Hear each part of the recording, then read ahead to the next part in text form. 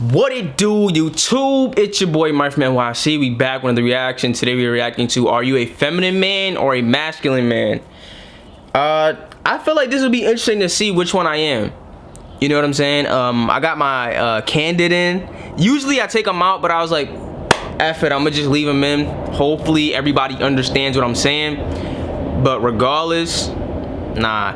It's funny, you don't realize how many words have S's in them until you have something that prevents you from saying them. Like the S, the C, like so many words have S in them you don't even think about. But anyway, are you a feminine man or a masculine man? So let's see. We're going to do something interesting today where I'm going to show you 6 different situations in life that you're going to experience as a man. And depending on how you react to those situations, it'll let you know whether you're a masculine man or a feminine or weak man. And here's the great part. You can develop either one to its full extent. I'm gonna start with number 1, pain, right? The idea of pain. How does a strong man view pain? It's a motivator, right? Let's say you got let go from your job. You got broken up with. You got made fun of. Remember I was the corny dude? Remember I was corny dude? Yeah, remember I was corny? Hey, you couldn't write a better script than that.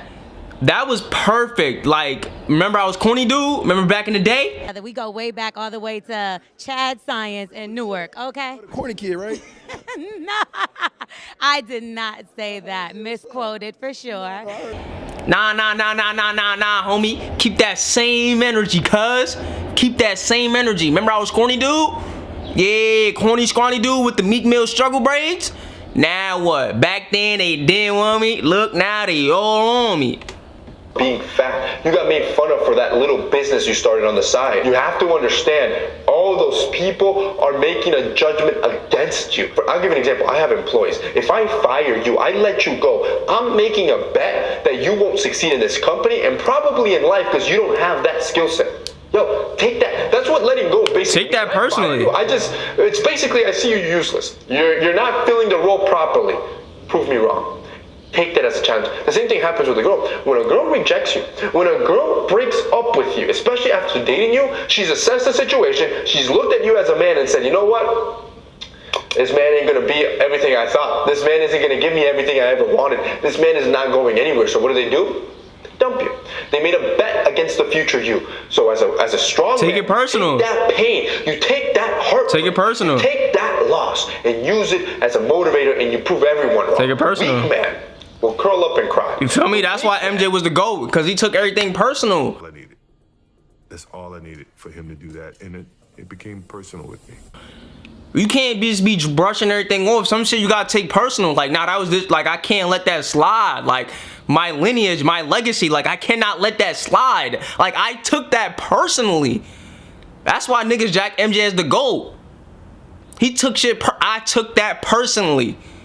50 pun. What are you talking about? Will get emotional, right? The weak man will feel the pain and break down and then allow those people to set the definition of who they are. When a girl lets you go, when your employer lets you go, when they tell you your business is not going to succeed, what you're allowing as a weak man, if you let those thoughts creep in and do nothing about it, you're basically proving them right. Bro, how can you not use that as fuel? This takes me to my second situation, which is fear. A strong man is full of fear, but they will face fear and they will face the abyss, even into the unknown, and that's what's true bravery. See, the misconception is that people believe that as a strong man, you're not supposed to feel fear. Yo, you could be scared of everything. You could be scared of anything in life, everything in life, but it is the fact that you can act even when you're scared that makes you brave. When it comes to a weak man, they think their fear is unique to them. They think their fear is too much because they could end up losing it all. They're too scared to venture out to the uncomfortable, and that's why they never grow. I've told you this time and time again, the best way to grow as a man is through stress and through tribulation. So when you have that fear, you go into the unknown, you invest into your business, you go all in into this investment, whatever it is, right? You go into this unknown, you're gonna be forced to become a certain type of man. Learn new habits, learn new tricks to be able to make sure that bet succeeds. That's what makes you grow. But if you always shy away from fear, you'll never grow. You'll always stay comfortable. Number 3, self-care. See, the strong man understands that when it comes to perception, it's the most powerful tool you can ever have. How you present yourself to the world means everything. It can open doors. It can ease relationships. It can help you get what you want out of life. The weak man believes it's not worth it, right? The weak man believes, oh, you should never judge a book by its cover. The weak man lives in a utopia where he believes nobody should judge anyone. You shouldn't judge people by their looks. Well, the reality is, I used to think that, bro, when I was in high school. I used to think that. I used to think that. I used to be like, nah, like, if she feeling me, like, it don't really matter. Like, I don't really got to get no hair. But I used to get maybe 5 to 7 haircuts a year. Like, and I used to be like, nah, like, if she feeling me for real, like, you feel me, like, shit gonna happen, like, it's not real. Especially the way, it would be different if I thought like that. If I was like, oh, she's pretty, but I don't care about if she's pretty. Like, no, I cared. Like, no, I cared. No, I cared. Oh, I cared. I was ashy. I didn't get haircuts. My hygiene was off. I'm not really sure I fully knew how to wash my ass fully, if I gotta keep it a stack. Now I do. But back then, I mean, that might be fucked up to say, yo, you dirty. All right, cool, I'll be dirty. I'm gonna be real though. Some of y'all niggas is clean, but y'all not keeping it a stack, nigga.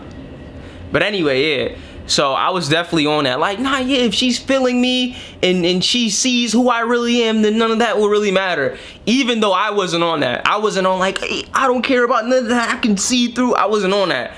I was like, oh yeah, like, oh yeah, yeah. I wasn't on that for sure. So, yeah, he's right. Man realizes, yo, you live in the real world. People will judge you whether you like it or not, or whether you think it's morally correct or wrong. Why not use that to your advantage? Why not be the guy that can then play on those strings to make sure you get what you want out of life? That's why I push it so hard. Yo, that's why I even have a whole grooming company for men. It's called He. I've talked about it time and time again, where we deliver the tools and the products that you need to make sure that every morning you're taking care of yourself. And when you step out the house, you step out as the most confident version of yourself. I'll give you a good example. We have something that I call the toolkit, a man's toolkit, because I think so many men don't have the tools that they need in their bathroom. Most men barely just have a toothbrush. With our He Grooming Toolkit, you're gonna get everything you need. The nail kit, you're gonna get the trimmer, you're gonna get the toothbrush, the electric toothbrush, you're gonna have the scrubber, the derma roller. These are those tools that in your arsenal, when deployed on a daily basis, you're gonna groom yourself to a new level where you're— Hey, he's putting niggas on, bruh. If I would have knew about this in high school, like, if the game that he's spitting right now, if I would have knew about this, like, freshman year of high school, like, or 8th grade, going in, like, the summer year of my 8th grade year, the year that I graduated, that summer, if I would have just spammed these videos, life probably would have been different from me, type shit, in high school at least. So, yeah, this is game.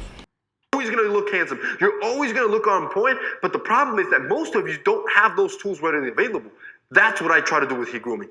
If you guys want to check out He Grooming, they're going to be linked down below. I'm going to have that toolkit linked down below. As a matter of fact, I'm also going to give you a 50% discount.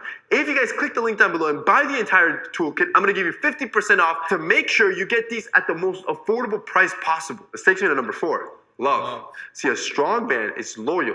A strong man is honest. A strong man keeps his word. If you made a commitment to your girl, to your wife, to your partner, whatever it is, you keep your word. If you no longer want to uphold that commitment, then you break up with that person. And that's the problem with weak men today. Weak men today tell you, oh, we're men. We're allowed to cheat. This is just how we're built. Anybody that tells you that is a weak man. You want to know why? They can't control their urges. Yeah, every man has that urge. We're freaking dogs. We're animalistic by nature. You also have the urge to beat your meat 5 times a day. But guess what I tell you as well? You want to delay that gratification because you understand that the reward of being faithful and committed and disciplined is much greater than the instant gratification of a quick nut. And nutting in different women every single night is no different than beating your meat 5 times a day. You are a slave to your passions, and that's weak. Number 5.